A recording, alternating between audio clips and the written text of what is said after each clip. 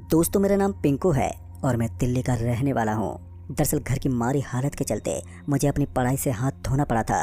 वो क्या है कि पापा के एक्सीडेंट में मौत हो जाने की वजह से घर का सारा भार मुझ पर ही आन पड़ा। अब मुझे कैसे भी करके अपनी माँ और छोटी बहनों की देखभाल करनी थी और साथ ही घर चलाने के लिए कुछ काम धंधा भी करना था। पर यह सब इतना आसान नहीं था, क्योंकि पापा की मौत के बाद मैं और मेरा पूरा परिवार पूरी तरह से टूट गया था, जिससे उभरने में हमें काफ़ी वक्त लग जाता।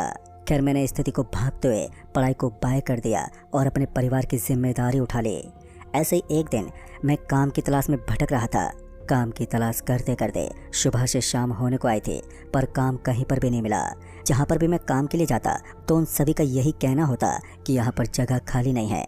जब मैं निराश होकर अपने घर जा रहा था कि तभी किसी ने मुझे आवाज़ दी, और उस आवाज़ को सुनकर जब मैंने उस ओर देखा तो वो मेरे पापा के दोस्त अरविंद अंकल थे। उनके आवाज़ देने पर जब मैं उनके पास गया तो उन्होंने कहा कि कहाँ से लौट कर आ रहे हो और तुम्हारे पापा कैसे हैं। उनके इतना कहने पर मैंने उन्हें सारी बात बताई।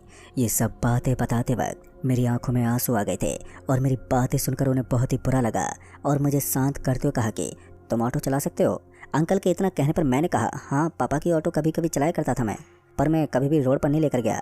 जहाँ पर हम सभी लोग रहते हैं वहाँ तो चला लेता था। मेरे इतना कहने पर उन्होंने सुबह अपने पास आने के लिए कहा और इतना बोलकर वो घर चले गए। उनके घर जाने के बाद मैं भी अपने घर आ गया और घर पर आने के बाद माँ को मैंने सारी बात बताई कि अरविंद अंकल ने हमें कुछ काम देने के लिए बुलाया है। दोस्तों, मेरी बात सुनकर मम्मी के चेहरे पर थोड़ी खुशी आ गई। फिर हम सभी खाना खाकर सो गए और अगले ही दिन सुबह के वक्त मैं अरविंद अंकल के घर पहुंच गया। जब मैं अरविंद अंकल के घर पहुंचा तो मैंने देखा कि अरविंद अंकल ऑटो की सफाई कर रहे थे। उन्हें ऑटो की सफाई करते हुए देखकर जब मैं उनके पास गया और ऑटो की सफाई करने में मदद करने लगा तो ऑटो की सफाई करने के बाद अरविंद अंकल ने मुझे ऑटो की चाबी थमा दी और कहा, आज हम दोनों ऑटो लेकर चलेंगे। अरविंद अंकल के इतना कहने पर मैं ऑटो लेकर निकल पड़ा और पूरे दिन मैंने ऑटो चलाकर अच्छा पैसा कमाया। 2-3 दिन तो अंकल मेरे साथ ही चलाया करते थे और जब उन्हें लगा कि मैं ऑटो अब अच्छे से चला सकता हूँ तो उन्होंने मुझे ऑटो चलाने के लिए दे दिया। और जब मैं शाम को ऑटो लेकर घर पहुँचा तो मम्मी मुझे देखकर बहुत ही खुश हो जाती। मम्मी को खुश देखकर मेरे दिन भर की थकान दूर हो जाती। फिर मैंने दिन भर की कमाई मम्मी के हाथ में थमा दी। फिर तभी हम सभी लोगों ने एक साथ बैठकर खाना खाया और हम सभी फिर से सो गए। सुबह जब नींद खुली तो पूजा पाठ करके मैं ऑटो लेकर फिर से निकल गया। दिन भर ऑटो चलाने के बाद जब मैं रात के 9 बजे लास्ट सवारी छोड़ के घर आ रहा था तो सामने एक लड़की ऑटो रुकने का इशारा कर रही थी। उस लड़की को इशारा करते हुए देखकर मैंने उस लड़की के पास ऑटो रोक दी और ऑटो के रुकते ही वो लड़की ऑटो के अंदर आकर बैठ गई। उस लड़की के ऑटो में बैठते ही मैंने उस लड़की से कहा, कहाँ पर जाना है आपको। मेरे इतना कहने पर उस लड़की ने बताया कि विशाल नगर। उस लड़की के विशाल नगर नाम लेते ही मैंने उस लड़की से उतरने के लिए बोल दिया। दरअसल यहाँ से विशाल नगर काफ़ी दूर था। वहाँ से आते आते मुझे काफ़ी रात हो जाती और आज मौसम भी ख़राब दिख रहा था। और जब मैंने उस लड़की को ऑटो से उतरने के लिए कहा तो उस लड़की ने बताया कि मैं यहाँ से काफ़ी समय से ऑटो का वेट कर रही हूँ, पर एक भी ऑटो दिखाई नहीं दिया और आप अभी अभी आए हैं तो आप भी जाने के लिए मना कर रहे हैं। दोस्तों, उस लड़की को परेशान होते हुए देखकर मैं विशाल नगर जाने के लिए मान गया और ऑटो लेकर मैं विशाल नगर की ओर जाने लगा।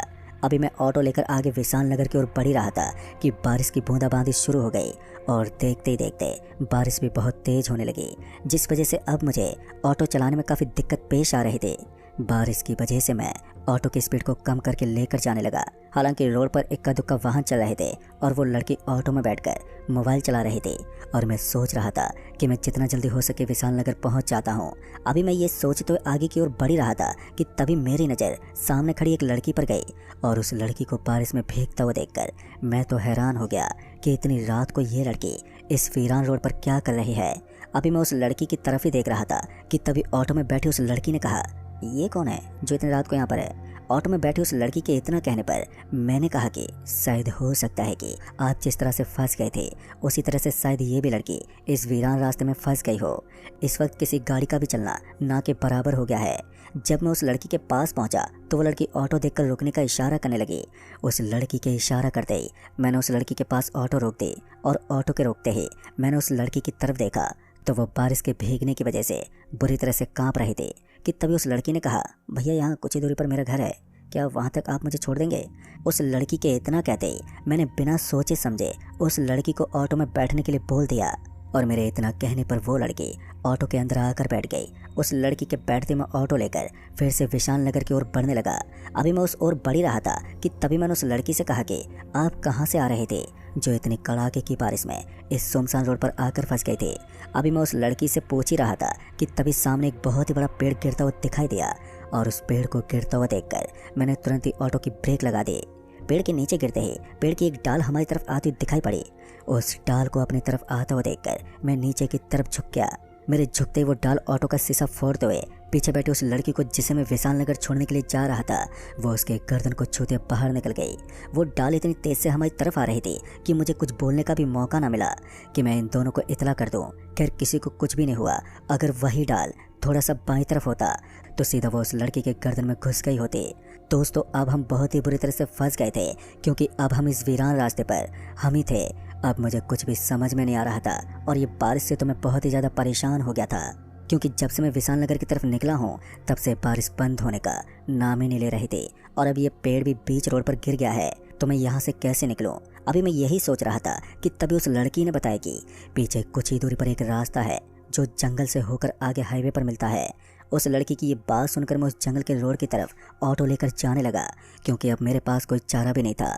इस वजह से मैं उस रास्ते की ओर बढ़ने लगा। अब मैं बारिश से पूरी तरह से भीग गया था, क्योंकि ऑटो का आगे का कांच टूट गया था, जिस वजह से बारिश का पानी अब ऑटो के अंदर आ रहा था।